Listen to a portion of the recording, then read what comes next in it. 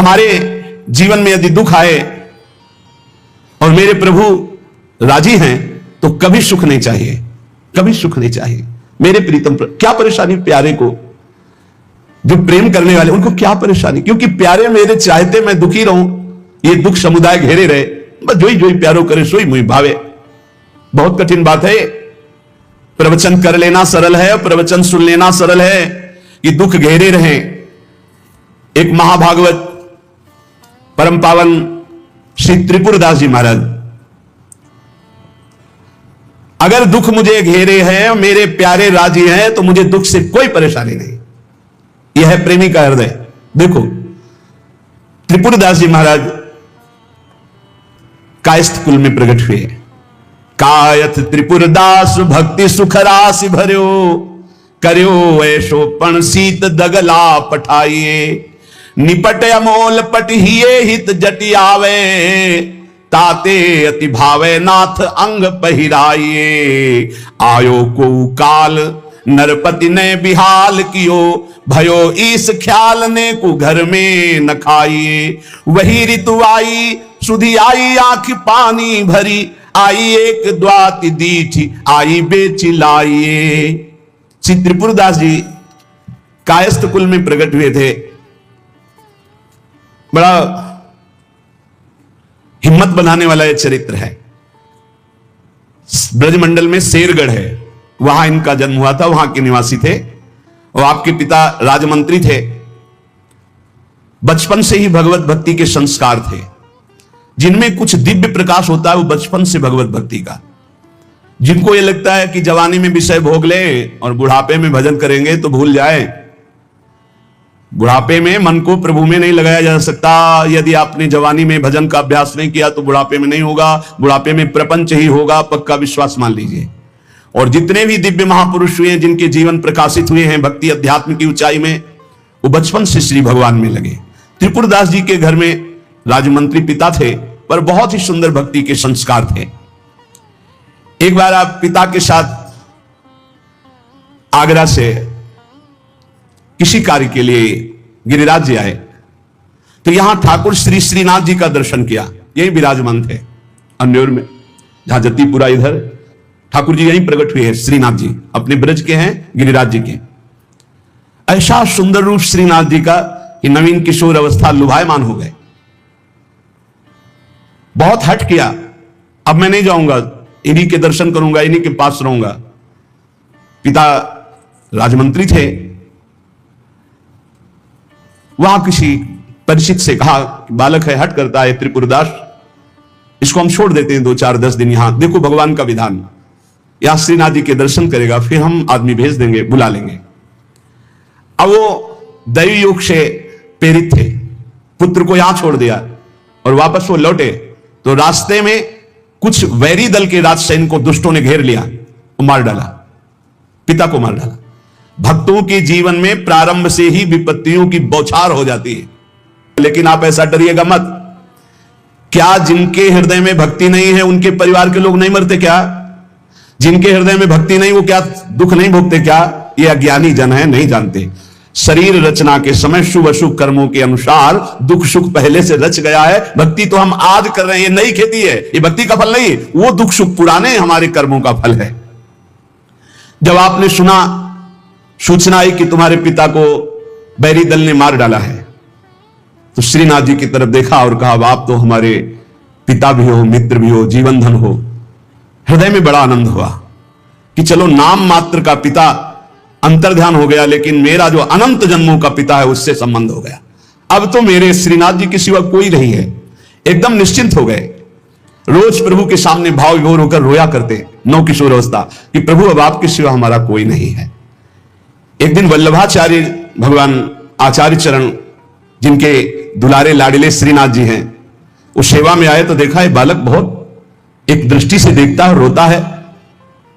लाओ इस बालक को सामने लाया। ये है भगवत कृपा। जब भगवत कृपा होती है तब गुरु मिलते हैं, जब गुरु कृपा होती है तब भगवान मिलते हैं।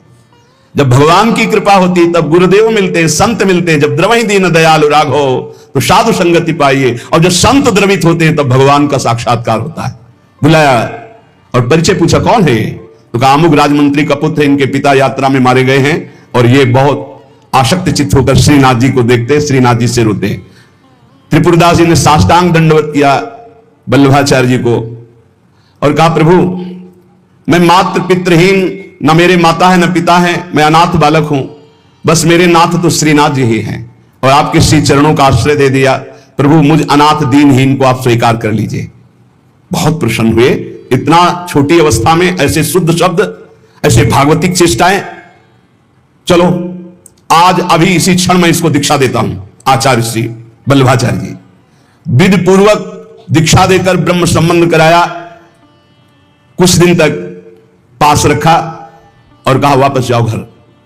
श्रीनाथ जी की सेवा की भावना रखो, निरंतर चिंतन करो, ध्यान में श्रीनाथ जी का स्मरण रखो, भक्ति में जीवन व्यतीत करो, हमारा सदैव कृपा प्रसाद तुम्हारे साथ है। गुरु आज्ञा तत्काल श्रीनाथ जी से उनके जो परिचय के थे ले गए। यवन राजा था, उनके राजमंत्री थे पिता।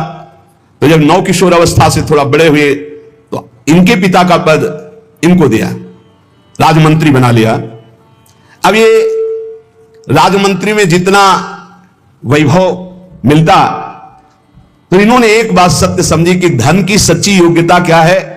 बोले संतों के मुख में चला जाए, संतों की सेवा में चला जाए, भगवंत सेवा में लग जाए, सो धन धन्य प्रथम गति जाकी। धन की सार्थकता है। ये भागवतिक सरकारी बैंक है।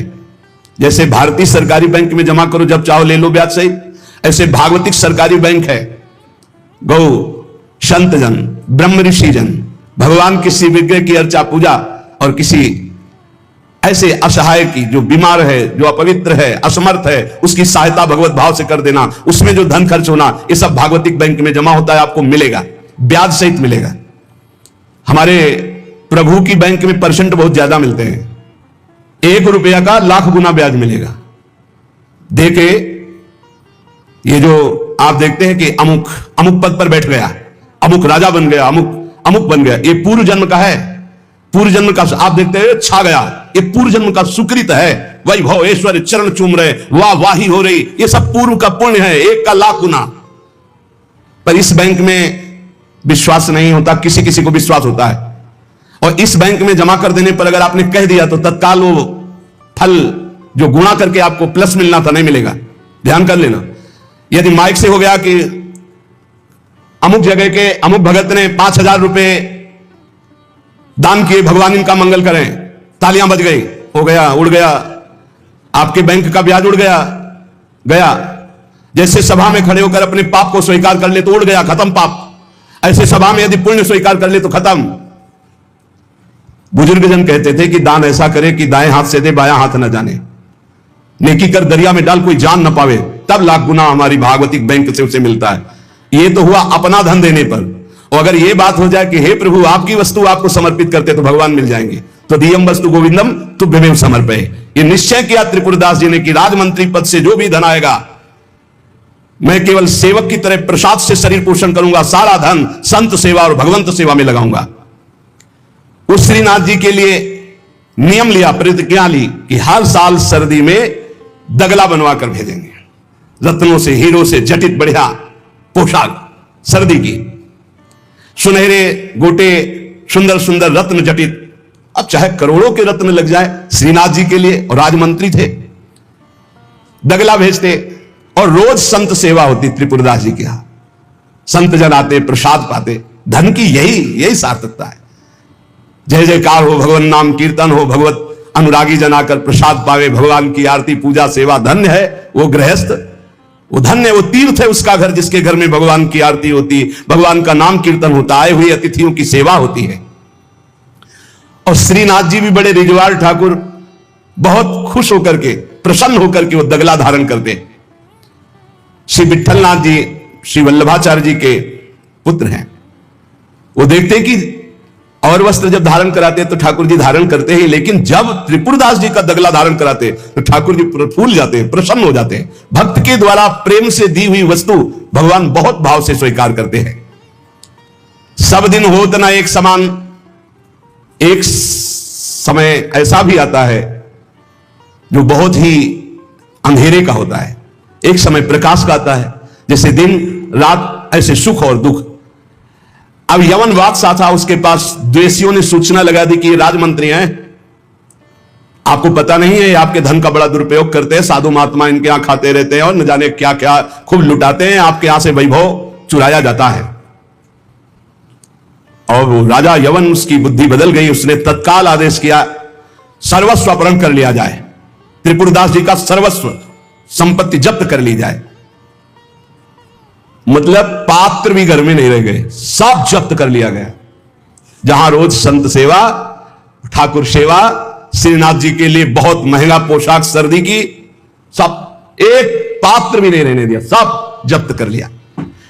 खाने पीने के लिए एक दाना भी नहीं रह गया, कुछ नहीं, सब जब्त कर लिया, केवल दिवाले दिवाले। अब आप विचार करो, जिसका ऐसा चल रहा हो उसका ऐसा, इसलिए होश में रहना चाहिए। शब्द इन होत न एक समान, ये शब्द याद रखना चाहिए। सुख है तो फूलो मत, कल दुख आने वाला है। शरीर स्वस्थ है तो अभिमान मत करो, कल कोई रोग आ जाएगा। जीवित हो तो अभिमान मत करो, कल ही मृत्यु आ सकती है, आज भी आ सकती है। होश में, खूब धन संपत्ति है, कल ऐसा हो सकता है टुकड़े टुकड़े के लिए मोहताज हो सकते हो। पक्का पक्का। आज दुखों घेरे हैं तो आप निराश मत होइए, कल आप बहुत बड़े आदमी बन सकते हैं। उत्साह संपन्न रहिए। आज बहुत बड़े आदमी है, धन है, संपत्ति है, वैभव है, नौकर चाकर है, बहुत फूलिए मत। हो सकता है ऐसा समय आ जाए कि तुम्हें किसी की नौकरी करनी पड़े अपने पेट भरने के लिए। समय बहुत विचित्र है, पलटने में देर नहीं लगती, पलटने में देर नहीं लगती। खाने पीने तक के लिए नहीं रहेगा, सब यवन राज ने जब्त करवा लिया। अब जैसे तैसे बहुत गरीबी से, कष्ट से जीवन यापन होने। अब आए सर्दी की ऋतु। सर्दी की ऋतु में श्रीनाथ जी को दगला भेजते थे, खूब सुंदर सजा करके। यहां सजाने की क्या बात, खाने की भी कोई वस्तु नहीं रह गई थी। ठाकुर जी की सेवा की प्रतिज्ञा की थी कि जब तक जीवन है आपके लिए पोशाक भेजूंगा। अब सर्दी में कैसे पोशाक भेजे, खाने के लिए भी नहीं। बहुत जोर जोर से रोना आया कि हम हर कष्ट सह सकते थे, लेकिन आपकी सेवा, ये जो सर्दी की पोशाक भेजने की थी, अब कैसे कैसे होगी आपकी सेवा। ये सेवा नहीं होगी तो मेरा जीना, क्योंकि मैंने नियम लिया था कि मैं अपने जीवन में जब तक जीऊंगा हर वर्ष आपको सर्दी के समय पोशाक भेजूंगा सर्दी की। आप ठाकुर जी से विनय करने लगे कि मैं सब कष्ट सह सकता हूं, आपकी सेवा छोड़कर नहीं। इतने में देखा, दृष्टि गई तो एक ऊपर दावात रखी थी। आपको जैसे कोई डूबते हुए को तिनके का सहारा मिल जाए, और वो दावात पीतल जैसी दिखाई दे रही थी, तो लग रहा था कुछ सिक्के की तो बिकी जाएगी। दावात ली, बाजार में बेचने के लिए गए कि अगर ये बिक जाएगी तो थोड़ा भी कपड़ा मिल जाएगा तो नियम की तो पूर्ति हो जाएगी। अब त्रिपुरदास जी बाजार गए तो बेच के बाजार यो रुपया एक पायो, ताको ल्यायो मोटो थान मात्र रंग लाल गाइए। भीजो अनुराग पुनि नैन जलधार भीजो, भीजो दीन ताई धरि राख्यो और आइए। को प्रभु जन आए सहज दिखाई दई, भई मन दियो ले भंडारी पकड़ाइए। काहू दास दासी के ना काम को पे जाऊं लेके, बिनती हमारी जो गुसाई ना सुनाइए। त्रिपुरदास जी को दावत दिखाई दी जो पीतल की सी दिखाई दे रही थी, उठाई बाजार ले गए तो उस समय उन्हें 100 पैसे मिले, 1 रुपया। 1 रुपया कपड़े की दुकान में गए, मोटी मार्किंग उनको। अब जहां इतना कीमती वस्त्र, सोने के गोटे, हीरे लगाकर सुंदर ऐसी पोशाक भेजते थे, वहां आज स्थिति की मार्किंग। कैसे ठाकुर जी को भेजे? लाल रंग से लगा, लाल रंग अनुराग का रंग, सफेद मार्किन लाके आंसू गिरते जा रहे हैं कि नाथ ये मोटा मार्किन आपके तो दास दासियों के लायक था, आपको कैसे? पर कुछ नहीं है, अनुराग में भीने हुए नेत्रों से अश्रुधार बह रही है, हृदय में भारी दीनता है, और ऐसी ही वस्तु प्रभु को बहुत पसंद आती है। हमसे अगर दी जाएगी 5 किलो सोने का छत्र, तो 4 लाख योजन का सोने का पहाड़ है उनकी इस मृत्यु लोक में। 5 किलो क्या होता है? साहस नहीं हुआ, रंगा लाल रंग में, प्रेम रंग में रंग कर रख लिया, पर साहस नहीं हुआ कि मैं जाकर के श्रीनाथ जी को दूं। कैसे दूं? अब उनके मन में एक बहुत पीड़ा है। और देखो, भगवान अपने भक्त की बात को अंतर से जानते हैं। त्रिपुरदास जी के हृदय में दैन्य और दैन्य भगवान को बहुत प्रिय है। यही दरबार दीन को आदर रीति सदा चली आई। भगवान को मूल्यवान वस्तुएं प्यारी नहीं, भगवान को जो प्यारी वस्तु है वो दैन्य है, दीनता। जही दीन प्यारे वेद पुकारे द्रवश श्री भगवाला।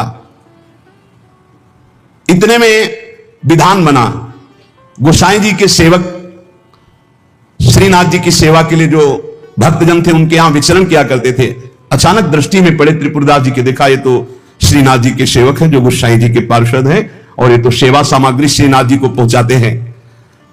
तो आपने प्रणाम किया, घर लिवा गए, कुछ खाने पीने के लिए व्यवस्था ही नहीं। कैसी कैसी, कहां राजमंत्री का सुख और कहां, बहुत संकोच में भरे हुए वो मार्किन निकाल के लाए जो लाल रंग से रंगी थी, और कहां हाथ जोड़ करके कि हर वर्ष प्रतिज्ञा थी कि श्रीनाथ जी को पोशाक भेजेंगे, पर भगवत कृपा से वैसा विधान बन गया है।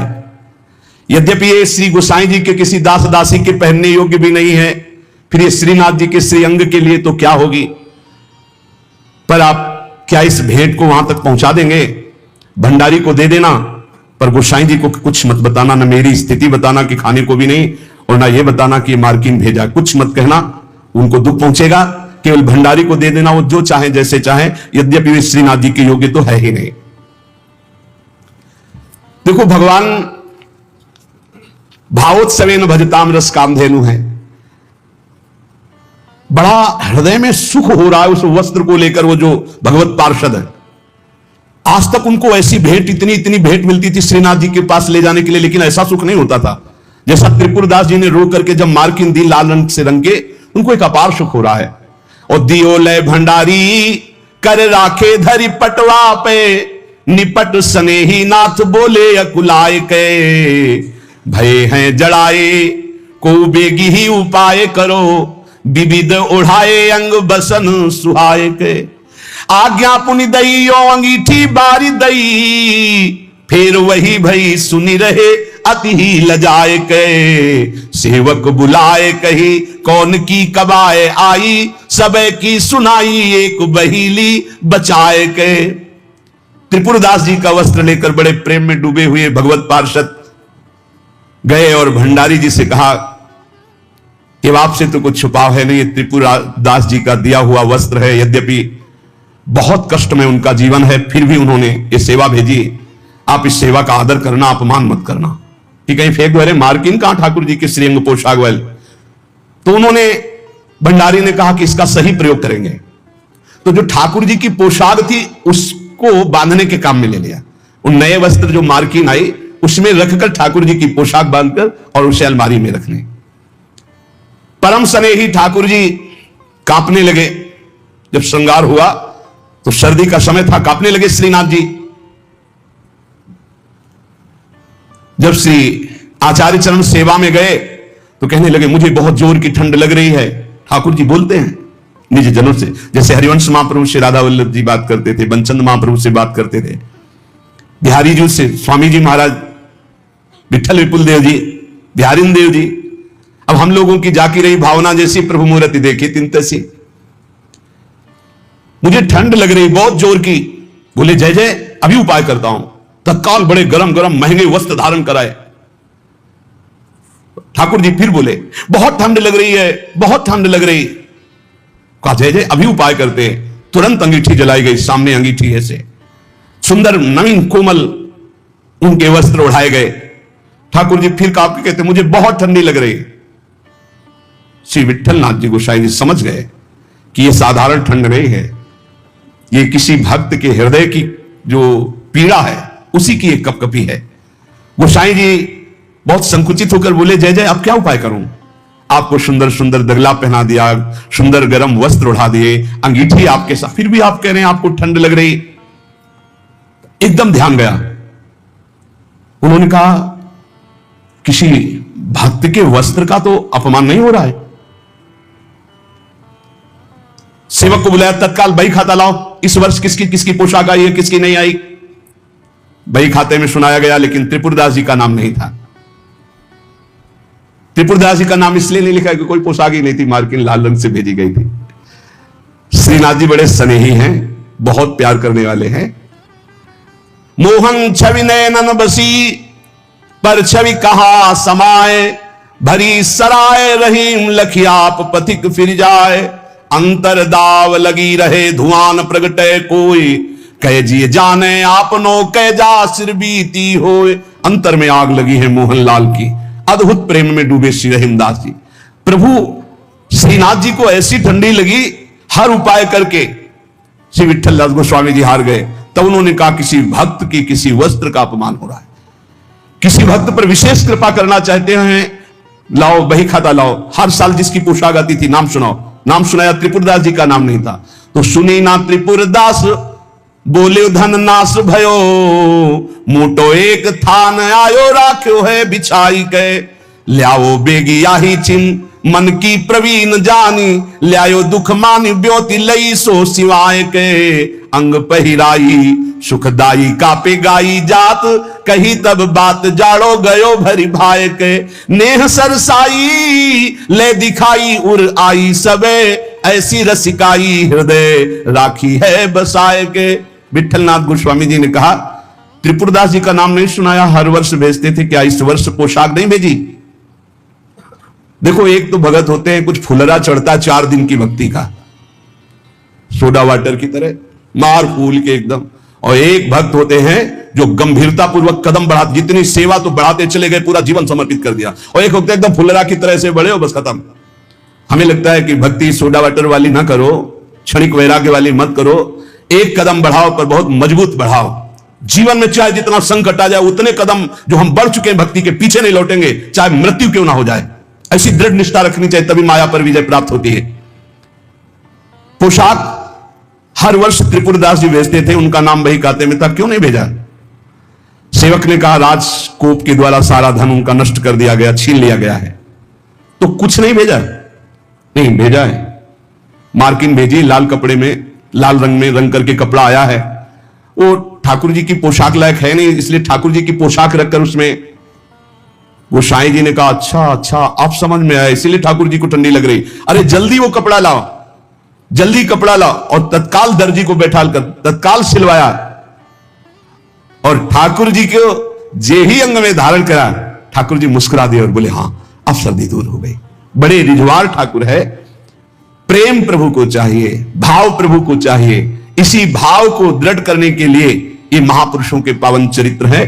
कैसी भी परिस्थिति हो, बस ये आप एक जन्म के लिए, वैसे तो सब भोग ही रहे हैं, नरक स्वर्ग अपवर्ग सब दुनिया का, एक जन्म के लिए आप प्रभु के लिए थोड़ा हिम्मत कर लो।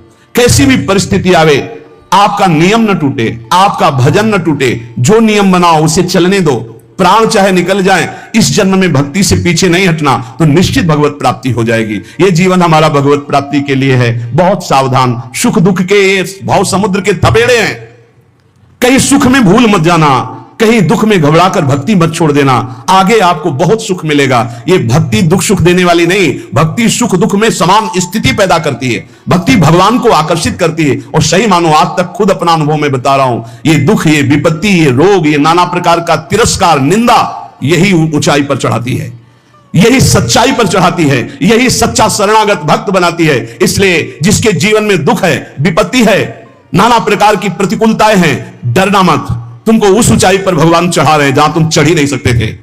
सुख और सुविधा ये दुलार है, जैसे कोई बच्चा बहुत रोने लगे तो टाफी पकड़ा दे। सुख सुविधा अनुकूलता प्रणाम नमस्कार ये हमारे प्रभु का दुलार है। दुख प्रतिकूलता तिरस्कार अपमान विपत्ति ये कृपा है, और कृपा पात्र ही विश्व विजयी होता है। कृपा पात्र ही काम क्रोध लोभ मोह मद का नाश करता है। इसलिए सदैव अपने आराध्य देव की निष्ठा में रहे। त्रिपुरदास जी का एक नियम था, वो श्रीनाथ जी के चरणामृत का रोज पान करते थे, हमेशा चरणामृत अपने पास रखते थे। बिना जबान में चरणामृत गए वो अन्न जल नहीं रखते थे। वैसे ये नियम रखने की बात प्राय सबको कही है। श्री जी का चरणामृत, गुरु जी का चरणामृत जरूर पास रखना। जिसके पास चरणामृत की सुविधा ना हो, तो हम चरणामृत कुंड का नाम ले रहे हैं, मानसरोवर, राधा कुंड, श्याम कुंड, ये जो कुंड है इनमें हर संतों के चरणामृत है। ब्रज 84 कोष के बड़े बड़े सिद्ध संत जो चरणामृत नहीं देते, वो भी इनमें स्नान करते, वो भी जब जाते हैं तो आचमन और चरण धोते। इन कुंडों का जल रख लो, एक एक बूंद रोज अगर मुख में डालोगे, एक एक बूंद, तो आपका चरणामृत पान का नियम पूरा हो जाएगा। और राधा वल्लभ जी, बांके बिहारी राधा रमन जी, यहां तो करुणा बरसती, आप चले जाओ, पात्र लेकर और हाथ जोड़कर प्रार्थना करके मांगो तो आपको चरणामृत मिल जाएगा। अगर इतना चरणामृत मिल जाए, उसमें आप जल मिला ले, तो आप वर्षों उसी को चलाते रहे, जल मिलाते रहे, चलाते रहे, वो चरणामृत ही होता है। एक दिन संयोग की बात, जब आप भोजन करने के लिए गए तो जो श्रीनाथ जी के चरणामृत का पात्र था, वो जो चरणामृत मांगते थे मिल जाता था, सेवक देते थे। बोले आज तो चरणामृत खत्म हो गया। आपने कहा पहले क्यों नहीं बताया? अगर पहले बताए होते तो चरणामृत की व्यवस्था करते।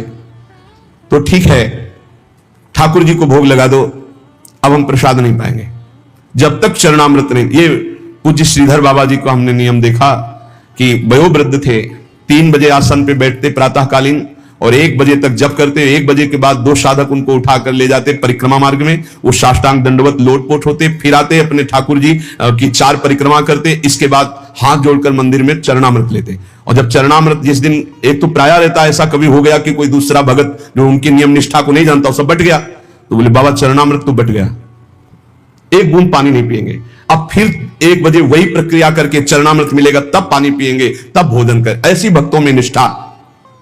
तो उन्होंने कहा मैं दरबार जा रहा हूं, तुम लोग श्री ठाकुर जी को भोग लगाकर प्रसाद पा लेना, अब मेरी प्रतीक्षा मत करना, क्योंकि जब तक चरणामृत नहीं तो मैं ठाकुर जी का प्रसाद भी नहीं पाऊंगा। मन में निश्चय किया कि यदि चरणामृत श्रीनाथ जी का नहीं मिला तो चाहे प्राण निकल जाए, कभी कुछ जबान पे नहीं रखूंगा।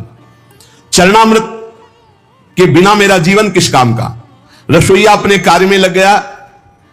इतने में स्वयं श्रीनाथ जी 10 वर्ष के बालक का रूप रहकर पात्र में चरणामृत अपना जतिपुरा से ले गए। वहां पहुंचे और कहा सुनो, ये 3 पात्र रखे हैं, त्रिपुरदास जी को बता देना, इसमें श्रीनाथ जी का चरणामृत, इसमें महाप्रभु वल्लभाचार्य जी का चरणामृत, और ये तीसरे पात्र में श्रीनाथ जी का उच्छिष्टामृत। उनको बुला लो और पवाओ। और ये तीनों थैलियां भेजी गए। बालक ऐसा कह के चला गया। त्रिपुरदास जी को बुलाने के लिए गए।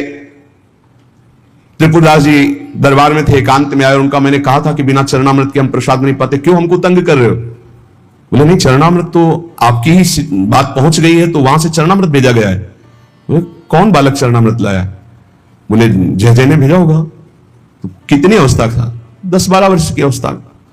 तो कहा अरे बालक नहीं था, साक्षात श्रीनाथ जी थे, साक्षात श्रीनाथ जी थे। जे ही अलौकिक चरणामृत का स्वाद। स्वयं श्रीनाथ जी ने अपना चरणामृत उतार, वल्लभाचार्य जी का चरणामृत और अपना उच्छिष्टामृत। जो साधक, जो भक्त निष्ठावान होते हैं तो ठाकुर जी उनकी निष्ठा की पूर्ति करते हैं। इसलिए अपने जीवन को भक्ति की निष्ठा में बांधिए। जो नियम लो, आजीवन प्राणपण उसका निर्वाह करो। ठाकुर सेवा का, संत सेवा का, चरणामृत का, जो नियम लो। कुछ नियम जीवन में होने चाहिए, कुछ नियम होने चाहिए जो जीवन भर चलने चाहिए, चाहे बीमार हो चाहे जैसी स्थिति हो। वो नियमावली नहीं टूटना चाहिए। उन नियमावली से ही भगवान रीझ जाएंगे। नेम से ही प्रेम होता है और फिर प्रेम में कोई नेम नहीं रहता। इसलिए उपासक नियम पूर्वक, दृढ़ता पूर्वक भक्ति करे, खूब नाम जप करे और इसी जन्म में भगवत प्राप्ति करे। ऐसा दृढ़ निष्ठावान बने। शेष चर्चा आगे। श्री राधा।